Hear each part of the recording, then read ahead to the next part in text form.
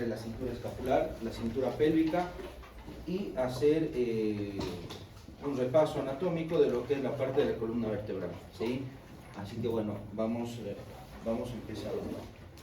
¿Qué entendemos por cintura escapular? ¿Sí? El concepto de cintura escapular es un anillo óseo conformado por la clavícula y la escápula, en la cual este anillo óseo se encuentra incompleto en la parte posterior, ¿sí? Ya que se va a encontrar articulado con lo que es la columna, la parte de las costillas, perdón, y en la parte anterior se encuentra articulado con lo que es el manubrio del esternón. Adelante, adelante. Los huesos de la cintura escapular forman distintas articulaciones, ¿sí? Forman en total 4 articulaciones, lo que es en la parte anterior, la articulación esternoclavicular, que va a formar la articulación del esternón con la clavícula, la articulación acromioclavicular, que va a estar formada por la escápula y la clavícula, la articulación glenumeral, que es una de las más importantes, es la articulación del hombro, ¿sí? No confundir, porque muchas veces confunden la articulación acromioclavicular con la articulación glenumeral, ya que clínicamente va a presentar similar sintomatología, pero va a haber signos patognomónicos en cuanto a las distintas patologías de la articulación de la acromioclavicular y de la glenohumeral, ¿no? Y la articulación escápulo-torácica, como le había dicho, que está formado entre lo que es la escápula y la caja torácica posterior. De estas, las más importantes, como les decía, es la acromioclavicular y la glenohumeral. Bueno, acá tenemos la imagen, parte de lo que es la cintura escapular. Lo que está pintado en verde es la clavícula. Está articulada en la parte anterior, como habíamos dicho, con el manubrio del esternón, ¿sí? Y la parte posterior con la escápula, el omóplato y la parte de las costillas, ¿ok? Así que bueno, vamos a empezar a describir cada una de las estructuras óseas que representa lo que es la cintura escapular, ¿sí? La clavícula, como ustedes ya saben, vamos a hacer un repaso anatómico. Adelante. Buen día, adelante. Buen día. Es un hueso largo que tiene una forma de S alargada o S itálica, ¿sí? Se encuentra de manera superficial y en contacto directo con la piel, que es palpable en casi toda la extensión. Es por eso que las fracturas de clavícula son muy frecuentes ante traumatismos de baja y de alta energía, ¿sí? Y la clavícula se compone de un extremo proximal, que es la parte external, una diáfisis, que es un cuerpo, y un extremo distal, que va a estar en articulación con la región del acrómio. La parte medial de la clavícula es la parte más delgada y es el segmento donde más frecuentemente se presenta una fractura. Se representa el 70% de las fracturas, principalmente están en el cuerpo o en la diáfisis de la clavícula. El extremo medial se articula, como habíamos dicho, con el manubrio del esternón, formando la articulación esternoclavicular, y el extremo distal, la articulación acromioclavicular. Acá podemos ver una imagen de la clavícula, en la cual presenta el borde proximal, el borde distal, y presenta los bordes, un borde anterior y un borde posterior, en la cual nosotros el borde anterior lo podemos palpar, ¿sí? Ya que se encuentra superficial a la piel, y el borde anterior es redondeado, sinuoso, donde se inserta parte del músculo pectoral mayor. Y el borde posterior es más saliente, donde se inserta parte del fascículo del músculo esternocleidomastoideo. Y esto es importante debido a que en las fracturas, como vamos a ver más adelante, como las fracturas del 70% representa en la parte medial de la clavícula, el músculo esternocleidomastoideo tiende a traccionar hacia la parte superior, el borde proximal de la clavícula. Bueno, vamos a hablar ahora de lo que es la escápula, también conocida como omóplato. Es un hueso plano, ¿sí? De forma triangular, que se encuentra en la cara posterolateral del tórax, por encima entre la segunda a sexta o séptima costilla, ¿sí? Va a presentar lo que es dos caras, tres bordes y tres ángulos. La parte posterior, esta es la parte más importante, ¿sí? La parte posterior es una parte convexa de la escápula que se divide irregularmente por una cresta gruesa que es la espina de la escápula, que va a dividir la escápula en un segmento superior y un segmento inferior. ¿Por qué es importante? Porque debido a que en este segmento superior se van a insertar músculos que van a representar más adelante lo que es el manguito rotador, que eso lo vamos a ir viendo, ¿sí? Y en la parte inferior va a servir también de inserción muscular de distintos grupos óseos, en las cuales va a representar y va a formar lo que es el manguito rotador. Que esto es importante saber dónde inician estos músculos y dónde se van a llegar a insertar, ¿sí? Así que bueno, eso es lo más importante. Y en el borde externo va a presentar lo que es la glena, la cavidad glenoidea, que va a ser parte de la articulación glenohumeral.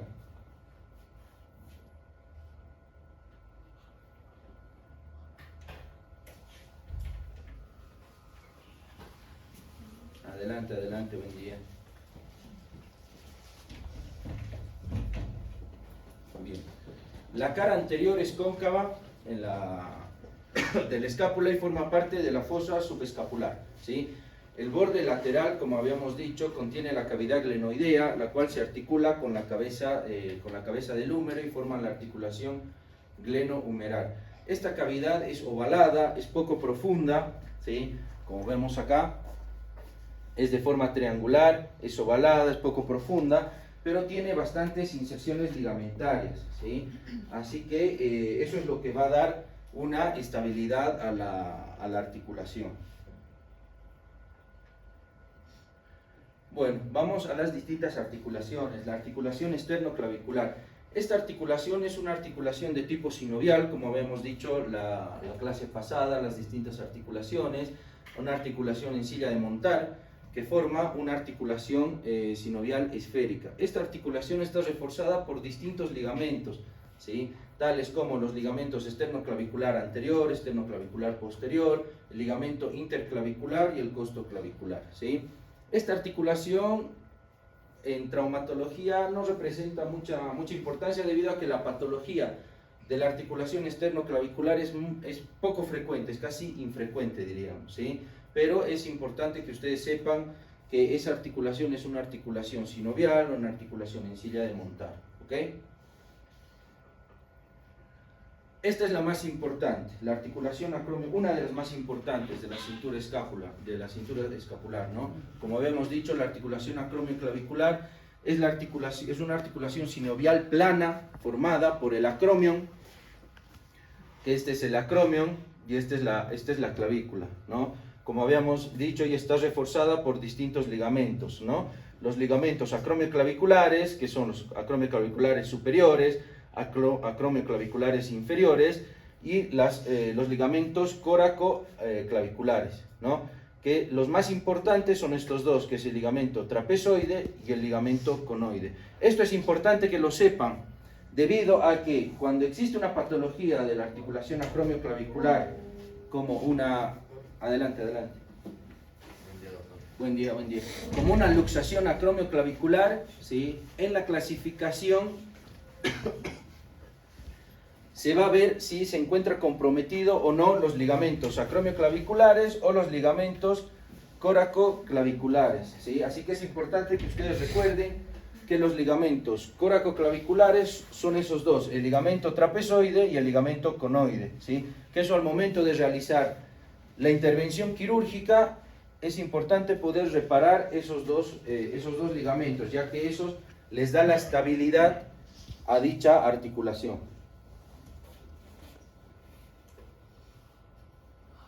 Bien, y vamos con la articulación más importante de lo que es la cintura escapular, que es la articulación glenohumeral o la articulación del húmero, ¿sí?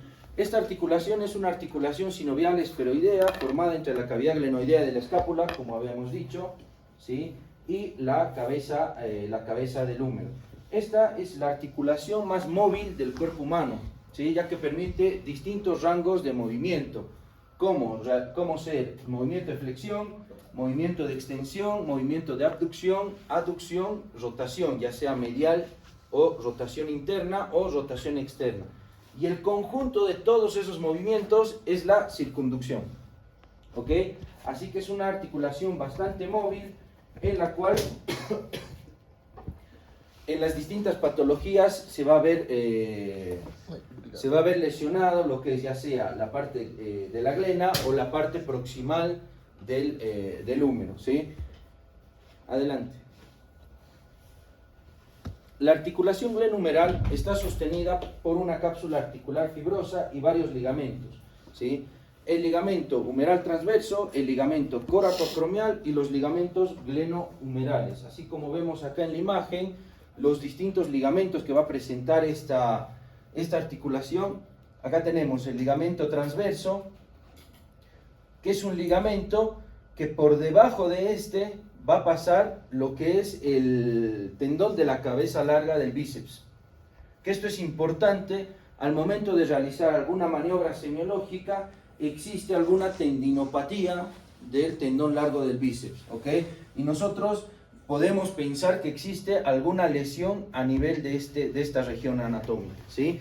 Después están los ligamentos coracohumerales, que va del apófisis coracoides al húmero, y los principales ligamentos del húmero están los ligamentos glenohumerales, que son tres: ligamento glenohumeral superior, ligamento glenohumeral medio y ligamento glenohumeral inferior, que este también se denomina ligamento en hamaca porque va a estar sostenido lo que es la parte inferior de lo que es la cabeza humeral, ¿sí? Así que bueno, estos son el conjunto de ligamentos que va a formar parte de la articulación. Si ustedes se acuerdan, la clase pasada habíamos hablado acerca de los ligamentos, el concepto de lo que es un ligamento. ¿Y cuál era la principal función de estos del ligamento? Estabilidad. Darle estabilidad a la articulación, ¿sí? Evitar que la articulación tenga una inestabilidad, y al darle estabilidad, ¿sí?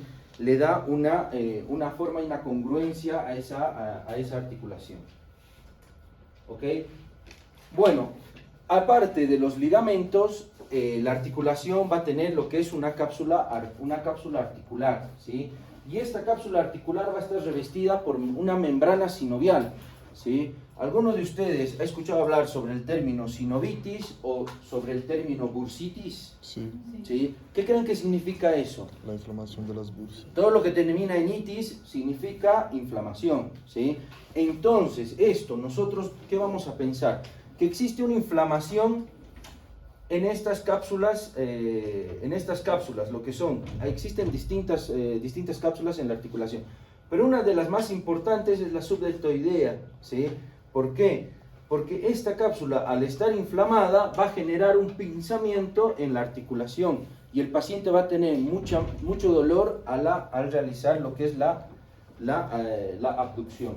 Así que bueno, en esta articulación va a estar formada principalmente por ligamentos y lo que son las cápsulas articulares, que va a estar revestida por una membrana sinovial. Y esta membrana sinovial va a generar un líquido, ¿sí? Que es lo que es denominado el líquido sinovial, que en una bursitis, en una capsulitis, va a haber un aumento de volumen, ¿sí? Por el incremento de ese líquido. Así que nosotros, cuando pidamos ya sea cualquier estudio, una ecografía o una resonancia, lo que nos va a informar es un aumento del volumen. Y lo que nosotros tenemos que pensar, que al existir una inflamación va a haber un incremento del volumen o de la secreción de este líquido sinovial. Bien, vamos acá a hablar, ya hablamos sobre la estructura ósea, hablamos sobre la estructura ligamentaria. Ahora lo que vamos a hablar es sobre la parte muscular y la parte tendinosa, ¿no?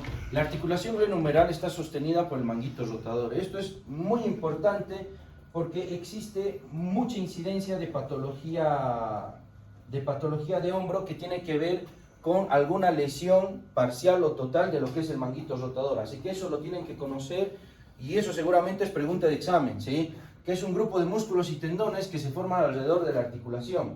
¿Qué músculos forman lo que es el manguito rotador? Son 4. Bueno, en teoría todavía existe una discusión entre que son 4 o son 5, pero nosotros lo vamos a tomar como 4, ¿sí? Que es el músculo supraespinoso, infraespinoso, redondo mayor y el supraescapular. Y el que está todavía en discusión, que dicen que si forma parte o no forma parte, es el tendón largo, el tendón largo del bíceps. Pero como les digo, nosotros vamos a tomar como referencia estos cuatro músculos, ¿ok? Que es el supraespinoso, infraespinoso, redondo mayor y el supraescapular. Y es importante conocer el origen de estos músculos, dónde se insertan y cuál es la principal función, ya que estos músculos van a representar o van a tener cierta movilidad que al momento de nosotros hacer alguna maniobra semiológica vamos a sospechar que tenga alguna lesión de alguno de estos músculos, ¿sí? Y si ustedes al momento de evaluar tienen que solicitar algún estudio de imágenes para poder estudiar al músculo, ¿qué estudio solicitan? Ecografía. Aparte de la ecografía, ¿cuál crees que son las ventajas y desventajas de una ecografía? A ecografia só vai mostrar inflamação que seria e o líquido e se pode mirar em uma imagem transversa. Lá para mirar o hueso seria a radiografia e para ter uma imagem mais completa seria a tomografia. ¿Y la resonancia dónde va? Ou a ressonância magnética. ¿Cuál es la diferencia entre tomografía y resonancia? A ressonância magnética seria para ver mais detalhadamente os incidentes anatômicos. E a outra seria com cortes mais detalhada. Los dos hacen corte, la tomografía y la Sí. resonancia. ¿Cuál es la diferencia? Bueno, está bien. Empecemos con la ecografía. ¿Cuál es la ventaja y la desventaja de la ecografía? Una de las ventajas de la ecografía, ¿sí?, es que es económico. Sí. Lo puedes solicitar en cualquier momento y se puede realizar en cualquier momento, ¿no? Uno. Dos, la ventaja de la ecografía, ¿sí?, es que es sensible, ¿sí? No emite radiación, es un estudio con alta sensibilidad, pero la principal desventaja es que es operador dependiente, ¿sí? Uno tiene que tener mucha cancha en cuanto a realizar la ecografía musculoesquelética, ¿sí?, para poder determinar si tiene o no lesiones, ¿ok? El estudio gold estándar para lesiones de manguitos rotadores es la resonancia, ¿sí? Porque como vos dices, la resonancia nos permite ver en mayor amplitud, ¿sí?, todo lo que es la cavidad, la articulación, para poder determinar si tiene o no lesiones, ¿ok? Pero se puede pedir lo que es la resonancia. Por ejemplo, acá en nuestro medio, todo dependiendo dónde nos encontremos, al paciente le vamos viendo si le pedimos una ecografía o directamente una resonancia. Pero lo que tiene que privar acá es la clínica, como en todo lado, ¿sí? Nosotros hacemos diagnósticos, pero previo a un análisis o un examen semiológico, ¿ok? Así que bueno, vamos a empezar a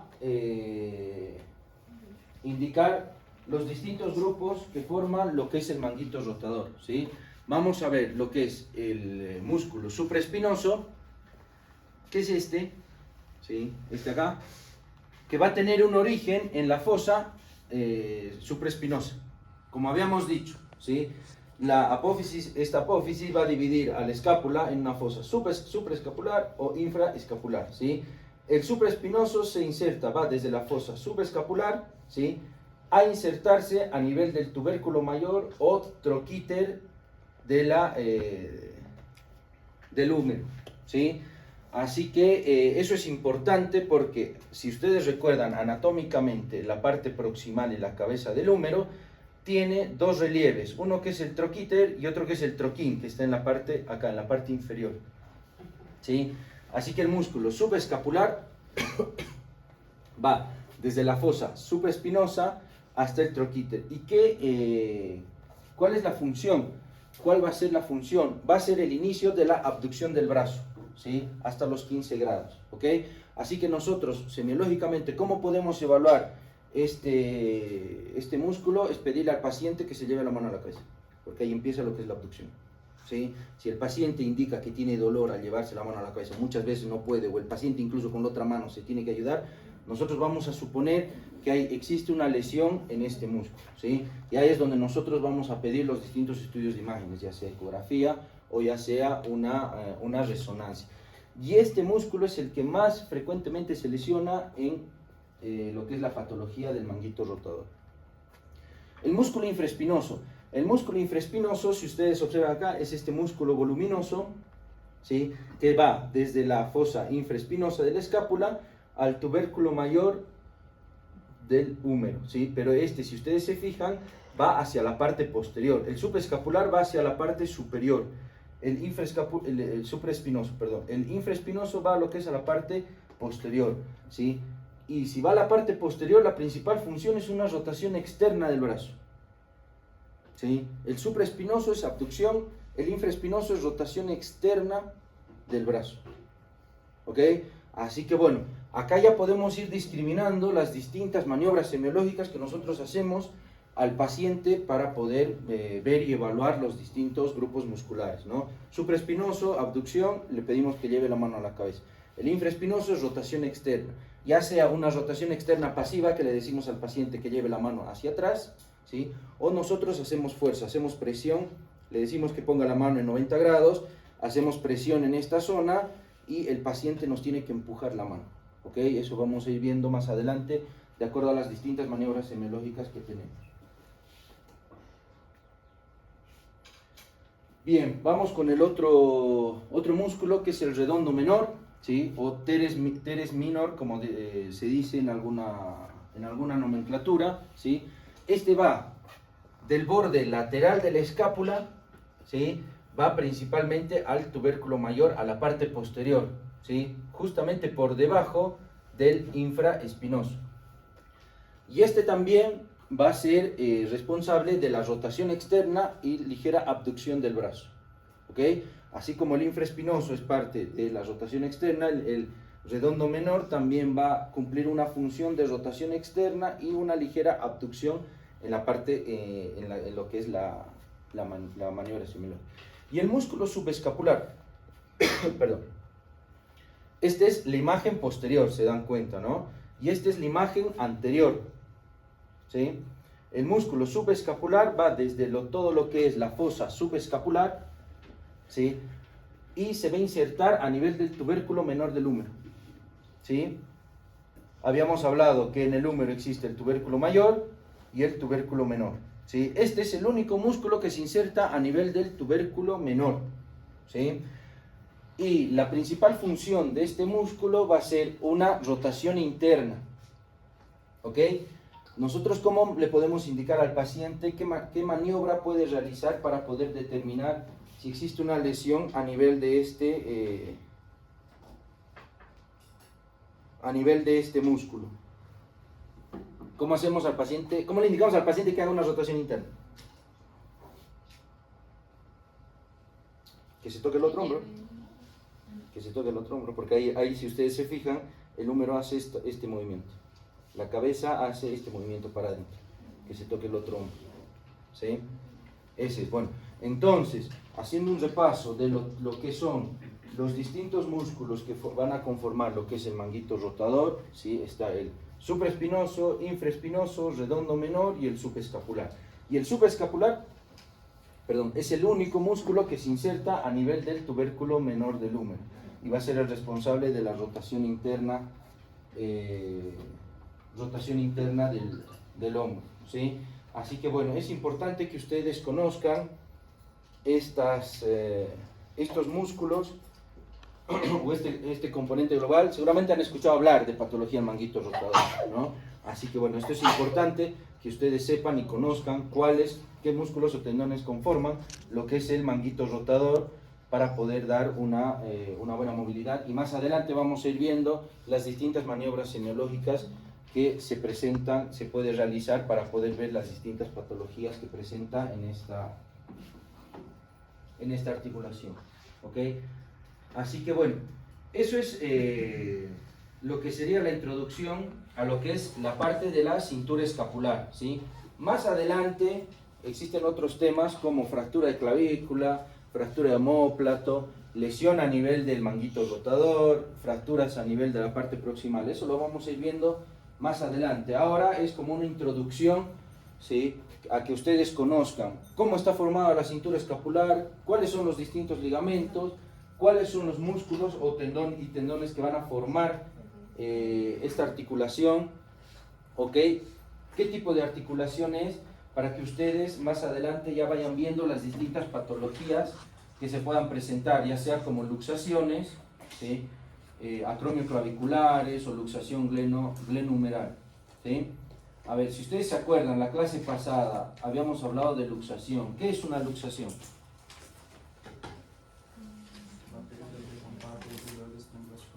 ¿Cómo? La pérdida del contacto entre dos extremos articulares. Bien, es la pérdida de la relación entre la superficie articular, ¿sí? Y la subluxación, Pérdida parcial. pérdida parcial, bien. ¿Y qué representaba una luxación? Una urgencia. Una urgencia. ¿Por qué motivo representaba una urgencia? Porque podía producirse el desgaste neurovascular. Puede producir lo que es una lesión a nivel de la articulación y eso generará un desgaste precoz, ¿sí? Y eso va a generar una artrosis traumática, ¿ok? Y también puede llegar a generar o producir una lesión a nivel de la circulación y a nivel del cartílago, ¿ok? Así que bueno. ¿Alguna duda que tengan con cintura escapular? ¿Alguna pregunta?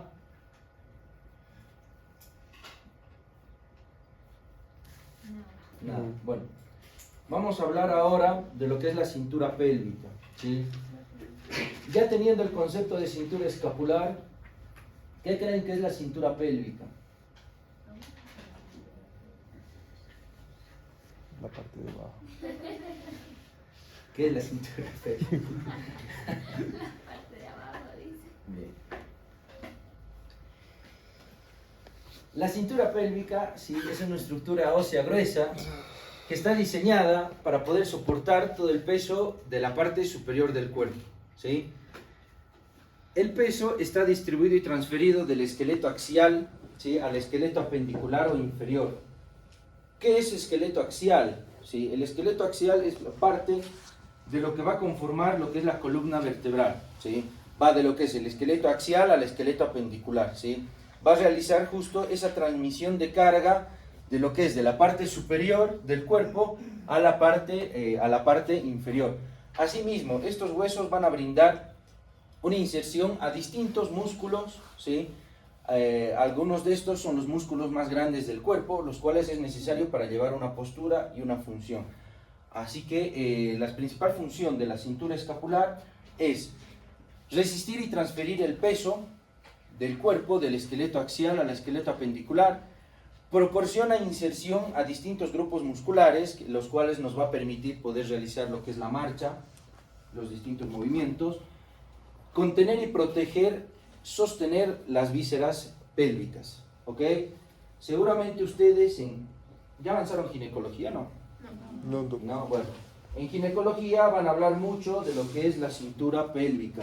Van a hablar de lo que es pelvis mayor, pelvis menor, la pelvimetría, los distintos tipos morfológicos de la pelvis, ¿sí? Existe la pelvis androide, ginecoide, platipeloide. Bueno, eso lo van a ver más que nada en lo que es la parte de ginecología y obstetricia. ¿Y cómo va a estar conformada la cintura escapular?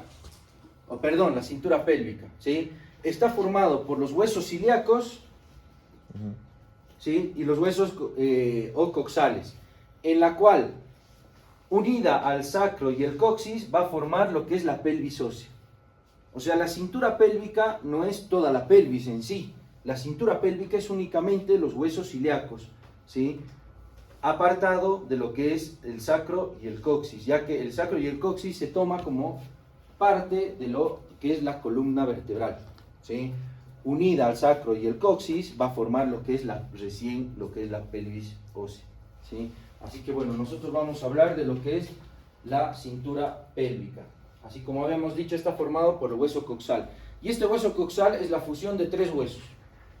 Si ustedes se acuerdan, si hacemos un repaso anatómico, es la fusión de tres huesos: ilion, isquion y el pubis. Así que bueno, vamos a discriminar cada parte de este segmento anatómico. Así que bueno, vamos a empezar a hablar sobre el ilion. ¿Qué es el ilion? El ilion, también conocido como el hueso ilíaco, ¿sí? Tiene una forma de hoja, se encuentra ubicada en la porción superior perdón, de la articulación coxofemoral. ¿Cuál es la articulación coxofemoral?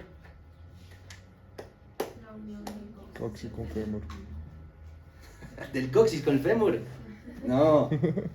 Coxofemoral es la articulación de la cadera, Ya. ¿ok? Que es la articulación más grande y más resistente del cuerpo, ¿sí? Este hueso está constituido por dos porciones. Uno que es el cuerpo, que es esta parte inferior, y otro que es el ala, que es lo que nosotros nos podemos palpar, ¿sí? En la parte superior, lo que es la parte de la cintura. Ese es el ala de lo que es el ilion, ¿sí? Ya. Esta porción superior, también conocida como ala, es una porción grande y es una porción plana, ¿sí? Es lo que nosotros nos podemos palpar. Y en este hueso, o este segmento, contiene distintas prominencias, protrusiones, reparos anatómicos, las cuales vamos a hablar de las 4 espinas ilíacas. Existen 4 espinas ilíacas: la anterosuperior, anteroinferior, posterosuperior y posteroinferior, ¿sí? La anterosuperior se encuentra ubicada en el extremo anterior de la cresta ilíaca. Funciona como un punto de distensión del ligamento inguinal, y esta se puede palpar con facilidad. Es esta acá, espina ilíaca anterosuperior, ¿sí? Es esta la que nos podemos palpar en la parte anterior, ¿ok? Esta es la espina ilíaca anterosuperior, espina ilíaca anteroinferior, espina ilíaca posterosuperior y espina ilíaca posteroinferior, ¿sí? Después vamos a hablar de esta estructura importante que es la escotadura ciática, ¿ok? ¿Y esta, cómo creen que se llama esta cavidad?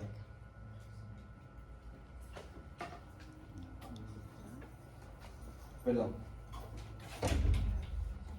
Buscar.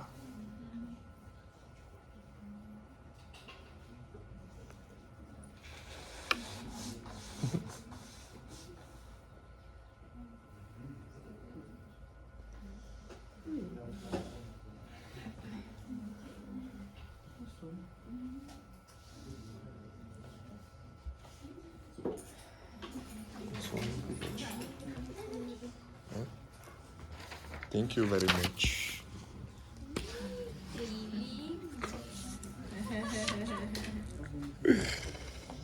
Ari.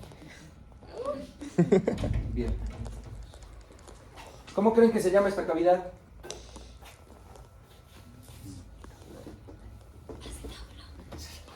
La googleaste, ¿eh? Muy bien. Bien, la espina ilíaca anterosuperior, como habíamos dicho, forma parte de la inserción del ligamento inguinal y esta se puede palpar con facilidad. La espina ilíaca anteroinferior está ubicada en la parte anterior del surco supraacetabular y del borde del acetábulo, ¿sí? Este va a proporcionar una inserción para el músculo del recto femoral y del ligamento iliofemoral, ¿sí? Como vemos acá, es este segmento que ya se encuentra en la parte anteroinferior, ¿sí? Después, la espina ilíaca posterosuperior está ubicada en el extremo posterior de la cresta ilíaca, y la espina ilíaca posteroinferior está en la parte inferior de dicha espina y va a formar parte, ¿sí?, de lo que es parte de la escotadura ciática, que más adelante vamos a ver, y eso lo tienen que saber, qué estructura anatómica pasa por este reparo anatómico, que es una estructura bastante importante, que nosotros lo tenemos que conocer, que al momento de poder realizar una cirugía de cadera, una prótesis de cadera, es importante conocer que esta zona es una zona peligrosa que nosotros no debemos de lesionar. ¿Qué estructura creen que pasa por esta zona? Muy bien, muy bien. Eso no lo creo. También las googleadas, ¿eh? No. ¿Y qué estructura, qué pasa si tenemos una lesión de nervio ciático? ¿Qué sintomatología va a presentar el paciente? Dolor, mucho dolor. O tal vez nada. Como No va a nada. poder mover No va a poder mover la pierna.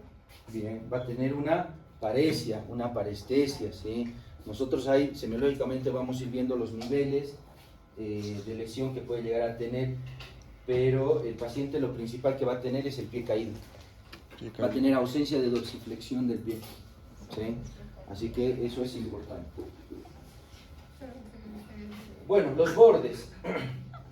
Los bordes que presenta el ilion son 4. Un borde superior, que habíamos dicho que es este, que va a ser formado por todo lo que es la cresta ilíaca, ¿sí?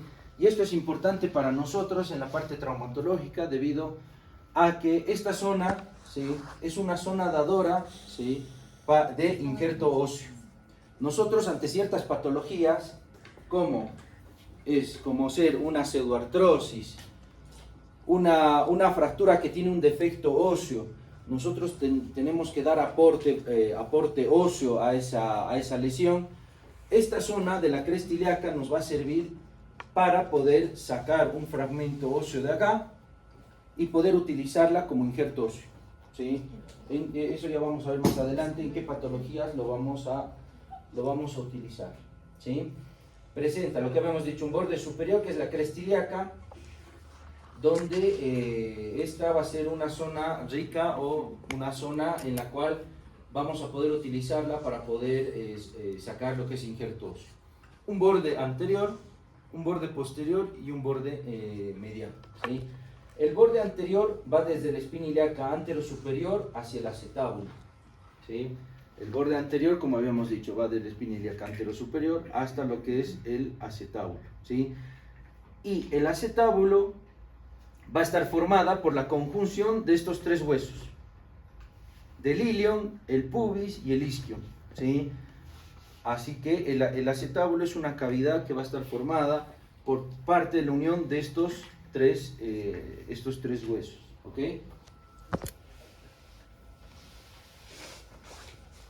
Y acá está lo que habíamos dicho, ¿sí? Que el borde posterior, ¿sí?, del ilion empieza desde la espina ilíaca postero-superior, ¿sí?, hasta el borde superior de lo que es el isquion, ¿sí? Y esto va a formar lo que es la estructura importante, que es la escotadura ciática mayor.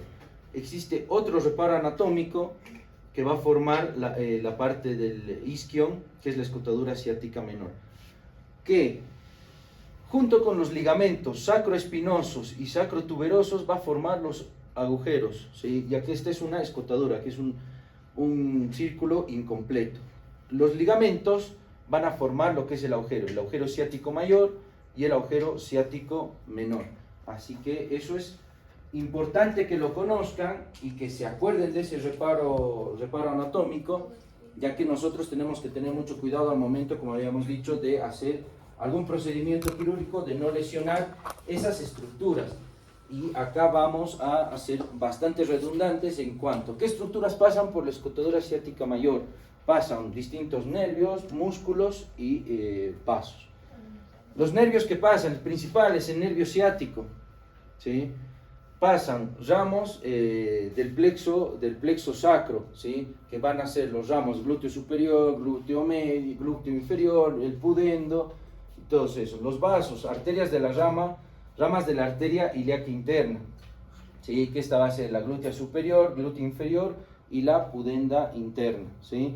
Y los músculos, va a servir de inserción para el músculo piriforme, que es un músculo que nos permite hacer una rotación externa de la cadera, ¿sí? Es parte de los músculos de los pelvis rotadores, ¿ok? Y por la escotadura ciática menor también pasan distintas estructuras, ¿sí?, que sirve de inserción para el músculo obturador interno, vasos y nervios pudendos, ¿ok? Así que bueno, eso es importante que ustedes sepan qué estructuras van a pasar por ese reparo o esa región anatómica. Bien, vamos a hablar ahora sobre lo que es el isquion, ¿sí? El isquion es una estructura ósea que tiene forma de L, que es donde nosotros nos apoyamos cuando nos encontramos sentados, ¿sí? Se encuentra posterior e inferior a la articulación coxofemoral y está constituido por 2 porciones, un cuerpo y lo que es la rama. Lo que es la parte del cuerpo, ¿sí?, va a formar parte de lo que es la estructura del acetábulo, ¿sí? por esta estructura, como habíamos dicho, forma parte de lo que es la escotadura ciática menor, ¿sí? Como habíamos visto acá, ¿sí? Esto ya es parte de la escotadura ciática menor. Y como ya habíamos dicho, ¿qué estructuras pasan por ese reparo anatómico? ¿Sí?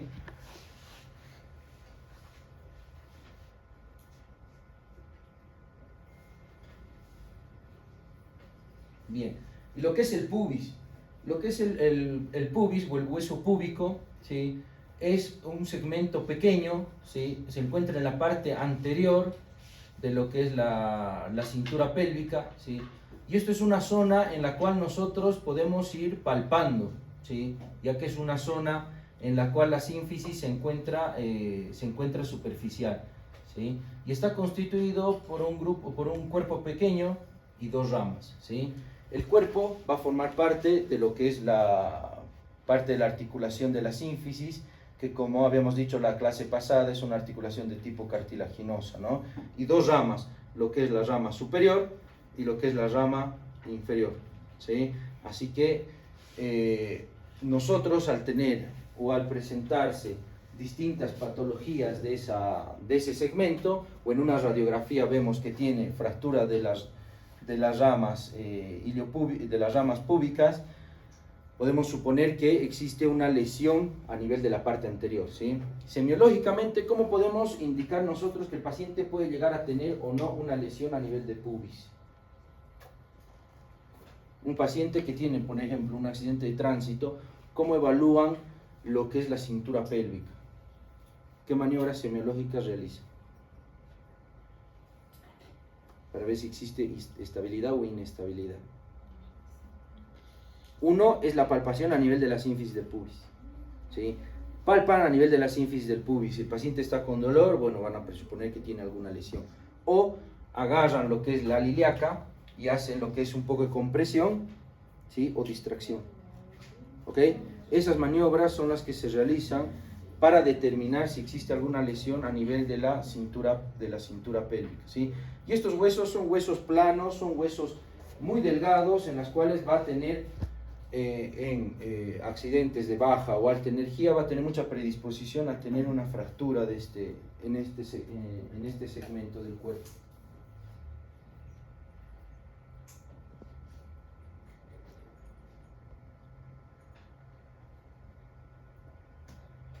Bien, vamos a hablar ahora de lo que es el sacro. El sacro lo vamos a ver más a detalle en la próxima presentación, ¿sí? Ya que el sacro se considera dentro de lo que es parte de la columna vertebral. Pero el sacro forma parte también del anillo pélvico, ¿sí? Así que no lo podemos dejar de lado, ¿sí? El sacro es un hueso triangular que está constituido por 5 vértebras sacras, ¿sí? Presenta una cara anterior, que es la pélvica, que va a estar en contacto con las distintas estructuras anatómicas, y otra posterior, que es la parte glútea, que es rugosa, que va a servir de inserción a los distintos grupos musculares, ¿sí? Va a presentar como es de forma triangular, va a presentar una base, 2 alas y un vértice, ¿sí? La base del sacro presenta, esto es lo que es la base del sacro, presenta una ligera prominencia ósea, que se denomina promontorio, ¿sí? Que es esto acá que está pintado de verde, que es la articulación con la última vértebra lumbar y la primer vértebra sacra. ¿Qué es el promontorio? La cual es clave para definir los distintos diámetros pélvicos, ¿sí? Esto es importante para determinar, ¿sí? El diámetro pélvico, ya que ustedes van a ver más adelante en ginecología, al realizar un tacto, existe muchas veces en la cual se realiza tacto y se puede palpar el promontorio, ¿sí? Y al palpar el promontorio nosotros, bueno, eso ya lo van a ver más adelante, se dice que la pelvis es una pelvis estrecha, en la cual no va a poder pasar el producto, ¿sí? Y en la que la resolución de ese problema es realizar una cesárea, ¿sí? Así que bueno, esta estructura es importante. El promontorio es la articulación o la unión entre la base del sacro y la última vértebra lumbar. ¿Y cuáles son las distintas articulaciones que va a presentar el anillo pélvico? ¿Sí? tenemos estas 4 articulaciones, que es la articulación lumbosacra, que es en la parte posterior, ¿sí? En la parte anterior sabemos que es el promontorio, ¿sí? La articulación sacroiliaca, ¿sí? Que esto es importante al momento de determinar si existe alguna lesión a nivel del anillo pélvico, ya que existen ligamentos, realmente ligamentos que son resistentes y que van a dar una estabilidad importante a la pelvis, los ligamentos sacroiliacos anteriores y ligamentos sacroiliacos posteriores, en las cuales si existe alguna lesión, ya vamos a determinar que estos van a generar una apertura o van a generar una inestabilidad rotacional o una inestabilidad vertical, ¿sí? Que eso lo vamos a ver más adelante en fracturas de pelvis, que existen fracturas con inestabilidad, porque es una estructura en 3D, que va a tener una inestabilidad rotacional, que esto se puede abrir así, como en libro abierto, que hay una fractura en libro abierto, o tener una inestabilidad vertical, que puede haber un ascenso de la hemipelvis, ¿sí?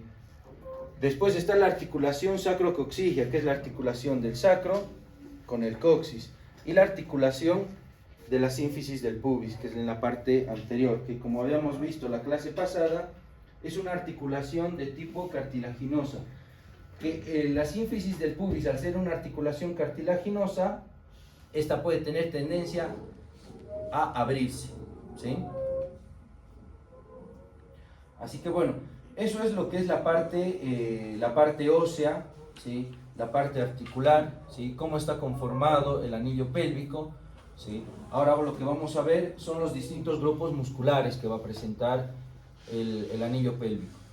Los grupos musculares lo vamos a dividir en músculos de la región anterior, músculos de la región posterior, y la región posterior a su vez van a estar subdivididos en músculos por plano: el plano profundo, plano medio y plano superficial, ¿sí? Los músculos de la parte anterior de la pelvis está el músculo psoas ilíaco. De la parte posterior, la región profunda, está el glúteo menor, el piramidal, gémino superior, gémino inferior, obturador interno, obturador externo y el cuadrado crural, ¿sí? Estos, sobre todo de esta región, de lo que es la parte profunda, el piramidal, gémino superior, gémino inferior y el cuadrado femoral, son importantes ya que son los denominados pelvis rotadores externos, son los que nos permite realizar una rotación externa de la cadera, ¿sí? En el plano medio está lo que es el glúteo medio, que este es el músculo más importante, se podría decir, de la región pélvica, ya que este músculo nos permite dar una estabilidad a la pelvis, o sea, la pelvis se encuentra estable gracias a este músculo, ¿sí? Si nosotros tuviéramos una lesión a nivel de este músculo del glúteo medio, ¿sí? Tendríamos una inestabilidad en la pelvis, en la cual la pelvis estaría basculada para un lado, ¿sí? No sé si ustedes vieron alguna vez algún paciente con una lesión a nivel del glúteo medio. ¿Qué tipo de marcha tiene?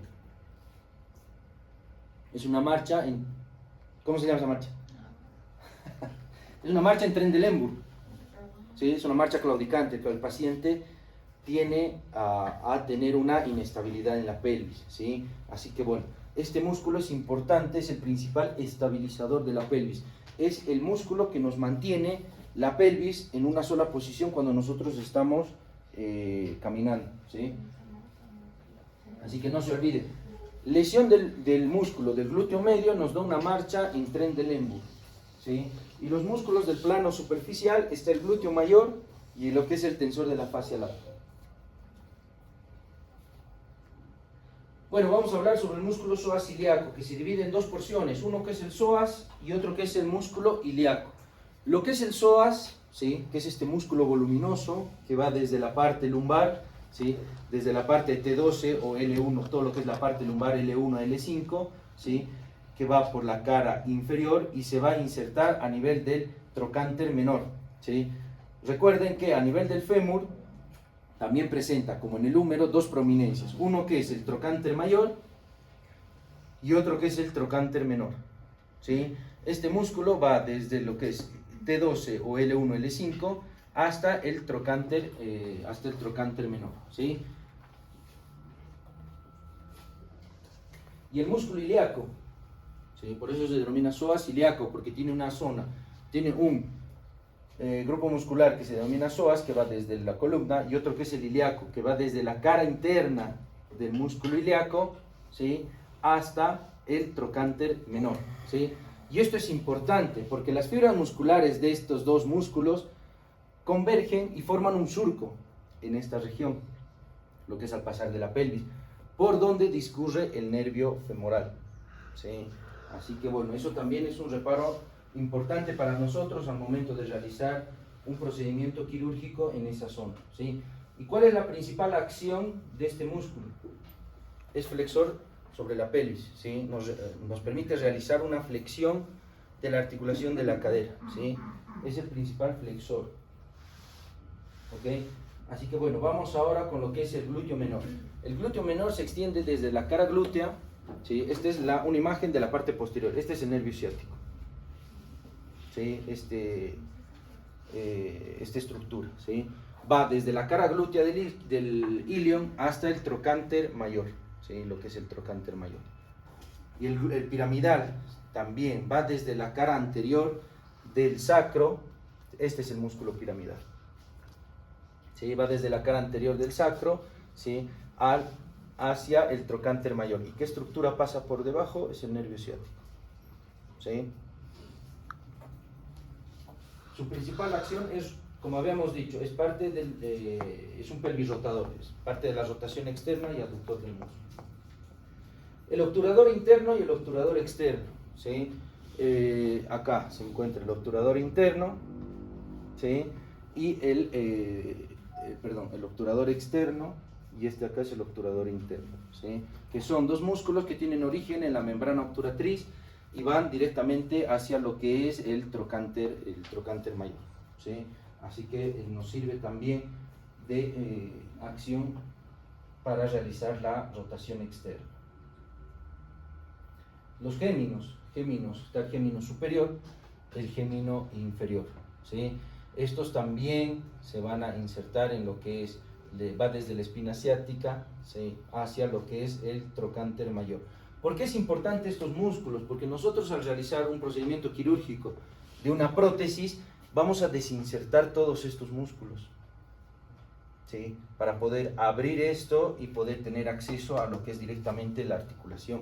Es por eso que hay que tener mucho cuidado, porque por debajo del piramidal pasa lo que es el nervio ciático, ¿sí?, y tener cuidado en no lesionar estructuras vasculares, ¿ok? Así que esto es importante. Los principales pelvirrotadores: piramidal, gémino superior, gémino inferior, y el obturador interno y el cuadrado crural, ¿sí? Esos son estructuras que hay que posteriormente de la cirugía hay que repararlos para que no tengan ninguna impotencia funcional del paciente, ¿sí? El cuadrado femoral se origina del borde externo de la tuberosidad isquiática, ¿sí?, va hacia lo que es el trocánter mayor, ¿sí? Como había dicho ya, nuevamente es parte del grupo de los músculos de los pelvirrotadores. El glúteo medio, este es el más importante, como habíamos dicho. Es el más importante ya que tiene la función de ser un estabilizador de la pelvis, ¿sí? Ustedes, como ven, este músculo va desde la cara glútea del ilion, ¿sí?, a insertarse en la parte superior y lateral del trocánter mayor, ¿sí? Cualquier lesión de este músculo, ¿sí?, va a generar una inestabilidad a nivel de la cintura pélvica, y el paciente ya va a tener problemas con la marcha, ¿sí?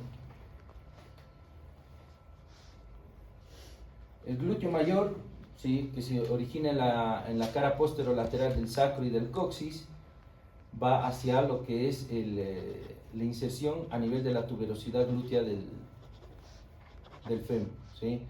Su principal acción es un rotador externo, puede formar parte de lo que es la abducción y la aducción del músculo, ¿sí? Y el músculo tensor de la fascia lata, que es un músculo pequeño, ¿sí?, que va desde la cresta ilíaca anterior, ¿sí?, hasta la tibia, ¿sí? Su inserción es a nivel de la tibia, en la parte anterior, ¿sí?, en la cara lateral, ¿sí? Inicia como una porción, una región muscular, y va a terminar como un tendón, ¿sí? Así que la principal función es dar principalmente una rotación interna al muslo, ¿sí? Va a actuar en la estabilización de la articulación coxofemoral y de la rodilla, ¿sí? Pero el principal estabilizador de la pelvis, vuelvo a repetir, es el glúteo medio, ¿sí? Así que bueno, estos son los grupos musculares que forman parte de lo que es el anillo pélvico.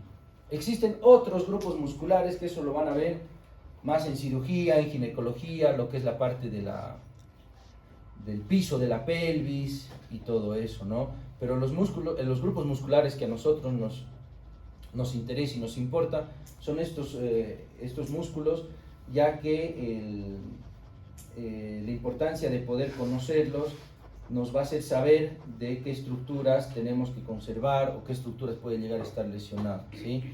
Así que bueno, esa es lo que es la introducción a lo que es cintura pélvica, ¿sí?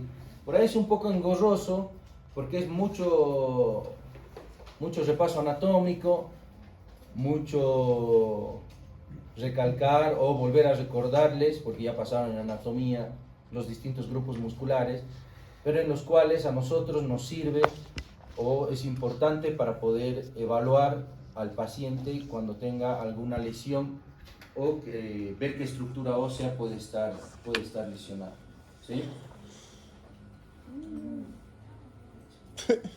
Tranquilo, tranquilo. Ahí lo pongo nuevamente. Ahí está.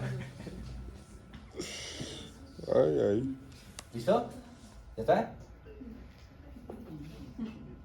Bien. ¿Alguna pregunta que tengan, alguna duda? Todas, ¿no? Doutor, ¿qué trabajos vamos a hacer para valer los 60 puntos? ¿Qué va a Mira, hacer? por ahora, lo que tengo entendido es que el tema de los trabajos todavía no lo están tomando en cuenta. Ahora, en esta semana o la próxima vamos a tener entre los docentes una reunión para poder determinar si vamos a hacer valer lo que es la parte de trabajo. Por ahora, lo que es seguro que se va a evaluar es únicamente la asistencia y la evaluación, el examen, por ahora. Vamos a ver ¿Acabó más la clase? adelante si toman en cuenta lo que es el... ¿Acabó? Vamos a hablar sobre... ¿Ya se van? ¿A dónde? ¿A dónde? Falta Falta una más. ya está. Mana cancho tiempo. Pues hizo 8:15, tenemos 20 minutos. No, es hasta las 8. Mana cancho tiempo. Dale. Vamos, esto lo hacemos rapidito. No, vete más rápido. Lo que ya hablé. Vamos a hablar sobre qué es la columna vertebral, ¿sí? Que es un tema engorroso, que a mí tampoco no me gusta mucho, pero bueno, es importante. El objetivo de esta clase es hablar sobre las características morfofuncionales de los huesos de la columna, teniendo en cuenta las características de cada tipo de vértebra, sabiendo que la columna se divide en una columna cervical, dorsal y lumbar. Es importante conocer las características de cada vértebra de esta región, ¿sí? Ya que van a presentar reparos anatómicos individuales, los cuales es importante conocerlos, ¿sí? Así que bueno, la columna lo vamos a definir principalmente por la superposición de múltiples estructuras óseas, ¿sí? Que va a formar lo que es la parte de la región cervical, la región dorsal, la región lumbar y la región sacra, ¿sí? Esta va a permitir, va a generar o va a formar distintas articulaciones, ¿sí? Y va a formar parte de lo que habíamos dicho del esqueleto axial, ¿sí? ¿Cuál es la principal función de la columna? Tiene función de sostener lo que es la cabeza, cuello, tronco y miembros superiores. Función de protección, ya que va a servir de protección de lo que es la médula espinal, ¿sí? Al formar lo que es el canal medular, ¿sí? Y movimiento, participa en los distintos tipos de movimiento de la cabeza y del cuello.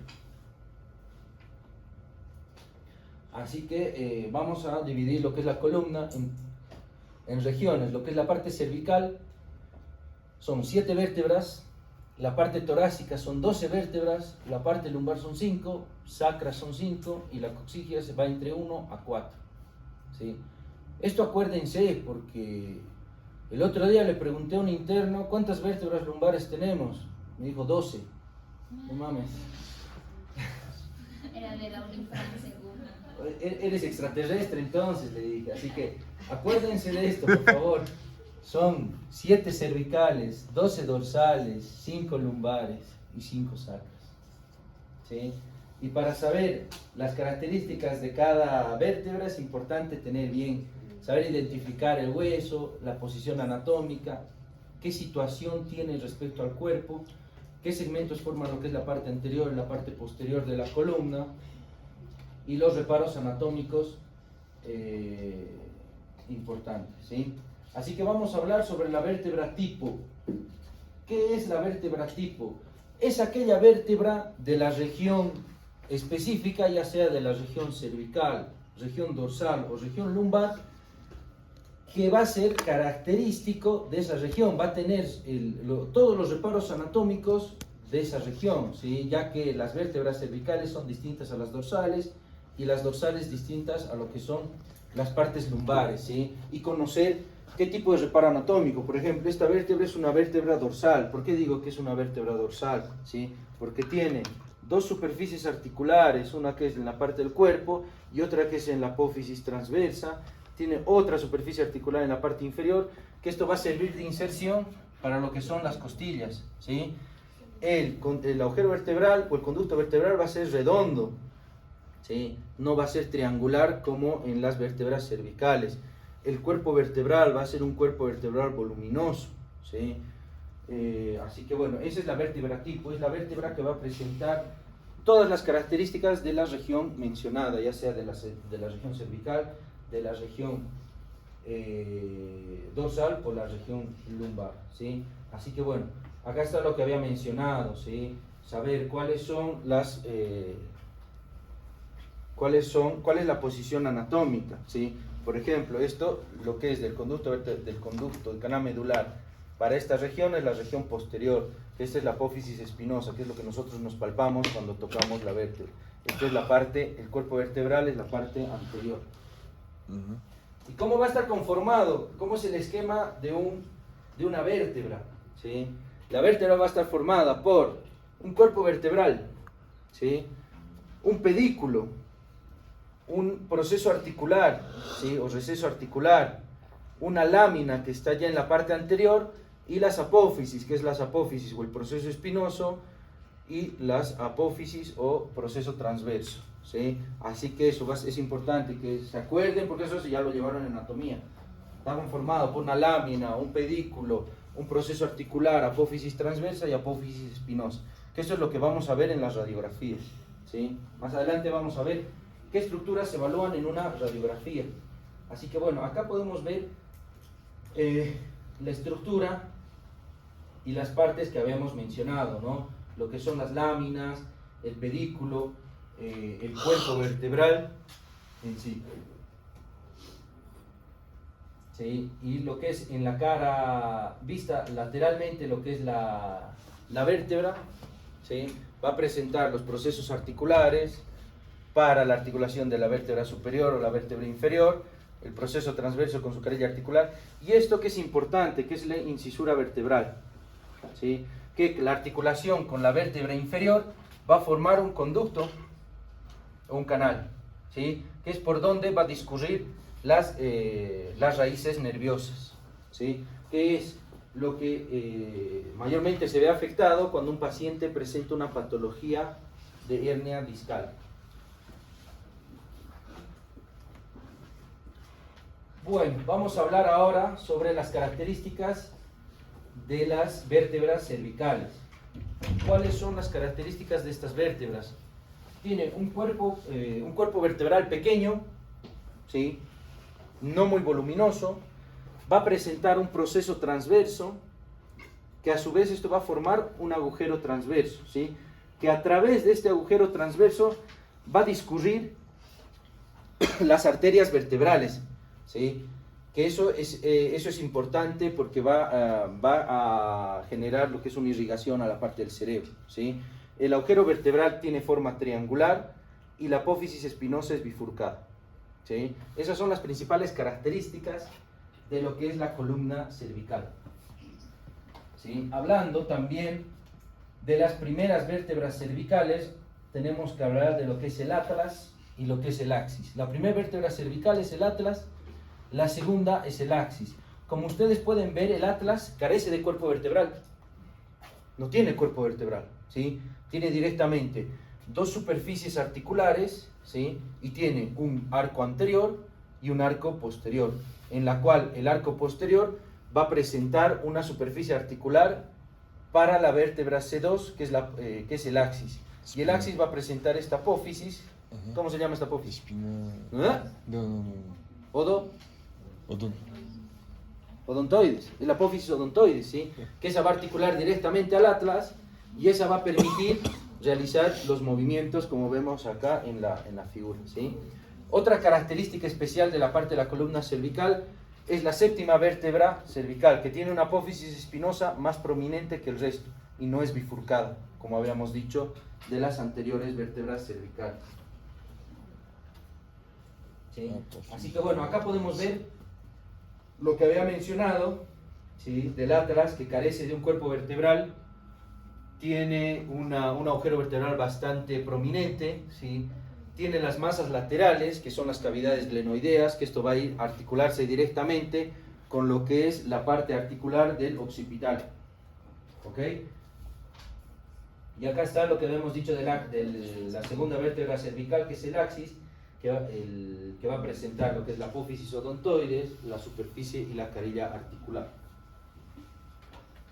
Y la séptima vértebra cervical, que ustedes pueden ver que es más prominente y no es bifurcado, como habíamos mencionado en las anteriores imágenes. Las vértebras torácicas. Las vértebras, ¿cuál es la característica principal de estas vértebras? Que va a presentar dos superficies articulares, una que es a nivel del cuerpo, ¿sí? Y otra que es a nivel de las apófisis transversas, ¿sí? Que estas se van a articular directamente con lo que son las costillas, ¿ok? Tiene un cuerpo ya que es un poco prominente, ¿sí? Y una apófisis espinosa ya bastante prominente y inclinada hacia la parte hacia abajo. Así que bueno, esta estructura o esta imagen representa lo que son las distintas carillas articulares para las vértebras. Lo que es la vértebra T10, ¿sí? Torácica 1, va a presentar lo que es la fosita costal superior, va a ser completa, ¿sí? Y la semifosita costal inferior. Y la vértebra torácica 10 va a presentar una semifosita directamente, no va a presentar una fosita articular completa, ¿sí? Y las vértebras T11 y T12 solamente tienen una sola fosita costal para las articulaciones de las costillas, ¿sí? Bueno, vamos ahora con lo que son las vértebras lumbares. Las vértebras lumbares son las que tienen un cuerpo vertebral muy voluminoso, ¿sí? Tienen unas apófisis espinosas pequeñas, no muy prominentes, como lo son las vértebras dorsales. Tiene un agujero vertebral de forma triangular, ¿sí? Esta característica va a hacer que mayormente se presenten problemas a nivel lumbar en cuanto a lo que son problemas de hernias de disco y todo eso, debido a que el agujero vertebral no es un agujero prominente, no es un agujero voluminoso como lo era en la parte cervical y en la parte dorsal, ¿sí? Así que esas son las principales características de la vértebra lumbar. Cuerpo vertebral prominente, apófisis espinosa pequeña, ¿sí? Y un agujero vertebral de forma triangular. El sacro, como ya habíamos mencionado, el sacro en la clase pasada es de forma triangular, se encuentra en la parte distal, es la fusión de 5 vértebras, va a presentar lo que son los agujeros sacros. En la parte anterior va a estar en contacto con lo que son estructuras anatómicas o órganos importantes. La parte posterior es rugosa, que va a servir de inserción a los distintos grupos musculares, ¿sí? Y va a formar parte de las distintas articulaciones, ¿sí? Sacrocoxigia, sacroiliaca, tiene superficies articulares, ¿ok? Acá vemos lo que había mencionado, lo que son las superficies articulares, que se va a articular con el ilio, ¿sí? En la parte distal con lo que es el sacro. Y va a tener un canal bastante estrecho. El coxis, que es un hueso bastante finito, ¿sí? Va a tener lo que son dos cuernos, una base y un ápice, ¿sí? Las articulaciones, ¿qué articulaciones forma la columna vertebral? ¿Sí? Son las distintas articulaciones, va a ser ya sea con los distintos cuerpos vertebrales, los procesos articulares, ¿sí? Que va a formar lo que habíamos dicho, el agujero de conjunción, y las articulaciones entre los arcos costales. Este es lo que habíamos dicho, la articulación entre los cuerpos vertebrales. ¿Qué tipo de articulación representa la unión entre los distintos cuerpos vertebrales con los discos intervertebrales? Eso ya lo habíamos visto en la clase pasada, ¿sí? Es una articulación de tipo sínfisis, ¿sí? Que va a estar representado por el disco intervertebral. ¿Y qué es el disco intervertebral? Es una estructura fibrocartilaginosa en cuyo interior contiene lo que es el núcleo pulposo, ¿sí? En la cual esa estructura va a estar lesionada en las distintas patologías, como ser la hernia discal, ¿sí? Y las articulaciones fibrosas. ¿Cuáles son las articulaciones fibrosas? Son los distintos ligamentos, ya que en la columna, si se acuerdan, está formada también o sostenida por distintos ligamentos, que esto va a dar estabilidad. Ligamento longitudinal anterior y un ligamento longitudinal posterior, que pasa anterior al cuerpo vertebral o posterior al cuerpo vertebral, ¿sí? Y más adelante vamos a ver los otros ligamentos, que el más importante es el ligamento amarillo, ¿sí? Que no sé si se acuerdan de ese ligamento, ¿sí? Así que bueno, acá está lo que habíamos dicho del disco intervertebral, ¿sí? Que está formado por un anillo fibroso en cuyo interior tiene el núcleo pulposo. Y ante cualquier lesión que pueda llegar a generar esta estructura, va a generar lo que es una herniación, ¿sí? Va a generar una invasión de esta estructura hacia el canal medular, y esta va a generar una compresión a nivel de la raíz nerviosa, ¿sí? Es por eso de acá vienen todos los problemas del paciente que tiene hernia de disco, ¿sí? En la cual muchas veces va a ser de resolución quirúrgica, ¿sí? Va a tener que abordarse por esta zona, liberar todo lo que es la raíz nerviosa para que el paciente no tenga aún mucha más sintomatología. Los ligamentos, la sindesmosis por ligamento, está como habíamos dicho, el ligamento longitudinal anterior y el ligamento longitudinal posterior, que va anterior y posterior a lo que es el cuerpo vertebral. Articulaciones entre las vértebras. Están las articulaciones fibrosas, las articulaciones por sindesmosis, como habíamos dicho. Las articulaciones entre los arcos están los ligamentos amarillos. Entre procesos transversos está el ligamento intertransverso. Y entre los procesos espinosos, el ligamento interespinoso. Es un poco engorroso, pero con esta imagen un poquito ya nos vamos dando cuenta cuáles son los distintos ligamentos, ¿sí? Está el ligamento amarillo, que se encuentra entre la parte posterior, ¿sí? Está el ligamento interespinoso, que va entre las apófisis espinosa, los ligamentos supraespinoso, que va en la parte anterior de las apófisis espinosa, ¿sí? Que todos estos ligamentos nos van a dar una estabilidad a lo que es la parte de la columna. Articulaciones. ¿Qué tipos de articulaciones tenemos a nivel de la columna vertebral? Tenemos las articulaciones sinoviales, que se denomina articulación gigapofisaria, ¿sí? Que pueden ser simples o combinadas. ¿Cuáles son esas articulaciones? La articulación gigapofisaria es la articulación entre los procesos articulares de las vértebras, ¿sí? El proceso articular superior se va a articular con el proceso articular inferior de la vértebra, ¿sí? y la unión de esta articulación va a formar lo que es el agujero de conjunción, por donde habíamos dicho que salen lo que son las raíces nerviosas. Esa es la articulación gigapofisaria. Y la articulación gigapofisaria lo tenemos en la región cervical, que es más plana, en la región torácica, ¿sí?, que también es plana, y en la región lumbar, que es una articulación trocoide, ¿sí?, que es una articulación con mayor superficie articular, ¿sí?, que en esta región va a tener poca movilidad. Otras articulaciones, está la articulación de la cabeza, como habíamos dicho, que es la articulación del atlas, de la superficie articular, con el occipital, la articulación del tórax, que son las articulaciones costovertebrales, y la articulación con los miembros, que es la articulación sacroiliaca, que es la parte del sacro con el ilíaco, ¿sí? Así que bueno, vamos a ver lo que es la articulación de la atlanto-occipital, que es la articulación dada por los cóndilos occipitales con la cavidad glenoidea del atlas, en la cual esta nos va a permitir realizar los movimientos de flexión, extensión, inclinaciones y los movimientos de inclinación, ¿sí?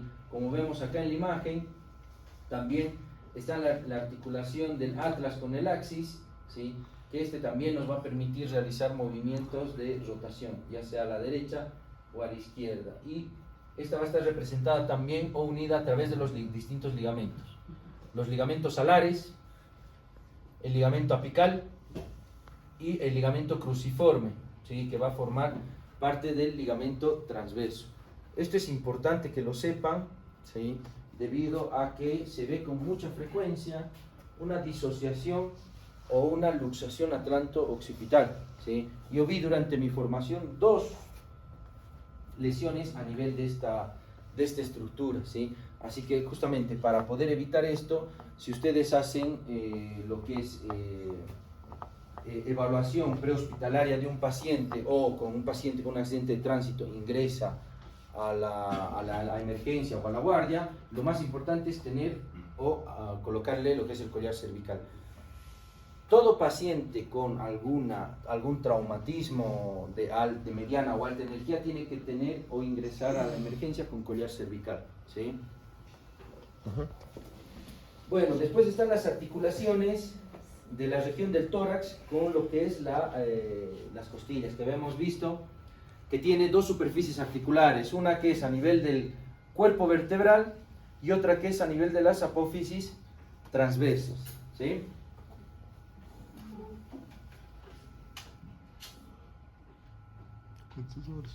Bien. Acá podemos ver lo que habíamos visto en la clase pasada, no sé si se acuerdan de esta imagen, las distintas curvaturas que tiene la columna, ¿sí? Ya que la columna en la vista anterior, ¿sí?, o vista posterior, parece ser una estructura recta, ¿sí?, pero vemos en la vista lateral que tiene distintas curvaturas. En la parte cervical tiene más una prominencia en lo que es la parte anterior, parte dorsal una prominencia posterior y parte lumbar una prominencia anterior. ¿Quién se acuerda? Ah, bueno, ya está acá. ¿Cómo se llama la curvatura de la parte cervical? De la dorsal, sifosis, y de la parte lumbar es una lordosis, ¿sí? Que esto, como habíamos dicho, se puede ir alterando de acuerdo a la patología que tiene. Por ejemplo, vamos a seguir con lo que son las embarazadas. Una paciente en edad gestacional va a presentar un aumento de la lordosis lumbar, ¿sí? Es por eso que la paciente tiene tendencia a tirar la panza o la espalda un poco más para atrás, para compensar esa alteración a nivel de la curvatura lumbar, ¿sí? Bueno, y la desviación lateral de la columna se llama escoliosis, ¿sí?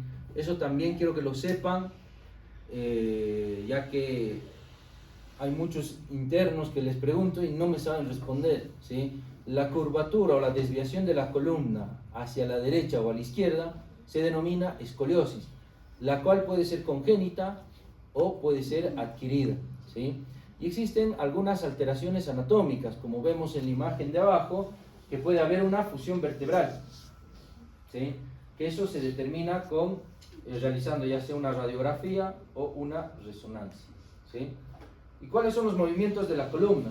Como habíamos dicho la semana pasada, son los movimientos de flexión, extensión o distintas inclinaciones, ¿sí?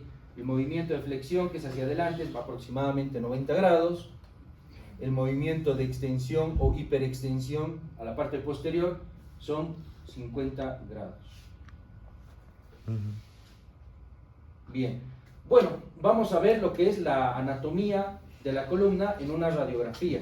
¿Qué estructuras ustedes tienen que evaluar en una radiografía? Esto es importante, porque no solamente es pedir la radiografía, sino también saber, ver y conocer cuáles son las distintas estructuras. ¿Esta qué proyección es? Es una vista anteroposterior. ¿De qué región de la columna? Lumbar, ¿sí? Lo que tienen que hacer es cómo poder ir describiendo esta radiografía. Es una radiografía de columna lumbar en proyección anteroposterior en la cual se observa. Lo que tienen ustedes que ver, sí, son las articulaciones sacroiliacas, ¿sí? El cuerpo vertebral, la altura del cuerpo vertebral, ¿sí? Las apófisis espinosas, y acá si se puede llegar a ver son las apófisis transversas. Esas estructuras son las que ustedes tienen que ver y tienen que estar alineadas, ¿sí? ¿Cómo te das cuenta si está alineado o no? ¿Sí? Yo acá pongo una regla o trazo una línea imaginaria y todas las apófisis espinosas están alineadas, ¿sí? Si vemos que hay alguna alteración en cuanto a las apófisis espinosas, ya hablamos de ¿qué patología?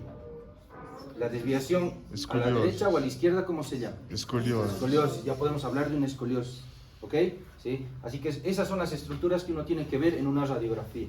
El cuerpo vertebral, apófisis transversa, las apófisis espinosa, articulación sacroiliaca y la alineación, ¿sí? Y en una proyección lateral, ¿qué es lo que tenemos que observar? También la altura del cuerpo vertebral, ¿sí? Si vemos alguna alteración a nivel de la altura, sospechamos de que hay una fractura del cuerpo vertebral.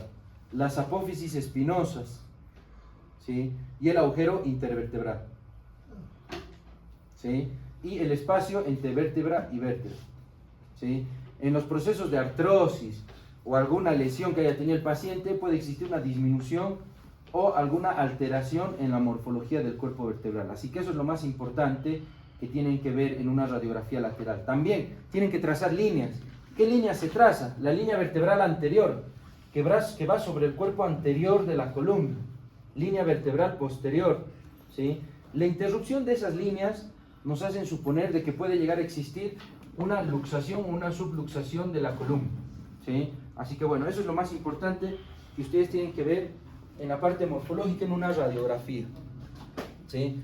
Acá vemos lo que es la columna cervical, ¿sí? Vemos lo que es la prominencia, las apófisis espinosas prominentes que tiene, ¿sí? Y la apófisis odontoide que podemos verla acá. Esta es la imagen de resonancia, ¿sí? ¿Qué evaluamos en una resonancia? Evaluamos la integridad de la médula espinal, ¿sí? Y si existe alguna alteración o no del disco intervertebral. ¿Sí? Si existe algún problema de hernia de disco, va a existir acá una prominencia y una ocupación de ese disco intervertebral sobre el canal medular. Acá vemos la tomografía, que en la tomografía nos ayuda a evaluar más a detalle lo que es la estructura ósea. Lo que no se ve en la radiografía se llega a ver en la tomografía. ¿Ok? Okay. Y la tomografía nos permite hacer lo que es la reconstrucción en 3D, ¿sí? Así para nosotros poder facilitarnos de las distintas estructuras. ¿Y cuál es el contenido del agujero intervertebral? ¿Qué estructuras pasa? Pasa el nervio espinal, puede pasar la raíz anterior o la raíz posterior del nervio, el ganglio espinal, distintas arterias, venas, meninges, y es la imagen que nos ayuda a poder determinar las estructuras, ¿no? Ya que seguramente lo van a ver en neurocirugía, las lesiones que se presentan en la médula, que puede ser lesión preganglionar, ya que sea de la raíz ventral o la raíz dorsal, o las lesiones postganglionares, que ya es el nervio, a nivel del nervio espinal, ¿sí? Y las distintas estructuras también que puede llegar a contener la columna, ¿sí? Así que bueno, eso es lo que es la parte de columna. Sé que es un poco engorroso, es difícil, pero cualquier duda que tengan, ¿sí? Me escriben al chat, ¿sí? Yo con todo gusto les voy a, cuando tenga tiempo les respondo, ¿sí? Perfecto. Si quedó alguna duda, ¿ok?